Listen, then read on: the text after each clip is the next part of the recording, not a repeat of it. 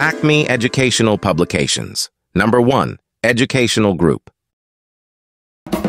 अस्सलाम वालेकुम प्यारे दोस्तों, मेरा नाम है मिंकू। उम्मीद है आप सब खैरियत से होंगे।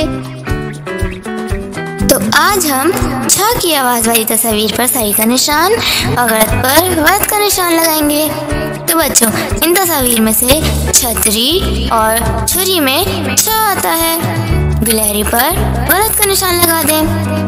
इसके बाद छ के सही तलफ़्फ़ुज़ के साथ खाली जगह पर करें। पहली खाली जगह में आएगा छाँव, नंबर 2 में आएगा छतरी, नंबर 3 में आएगा छोटा। बहुत खूब। क्या आपको आज की मश्क में मजा आया?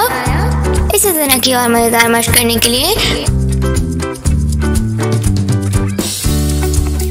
हमारे चैनल को लाइक करें, सब्सक्राइब करें और शेयर करना ना भूलिएगा। मिलते हैं अगली वीडियो में, जब तक के लिए अल्लाह हाफ़िज़।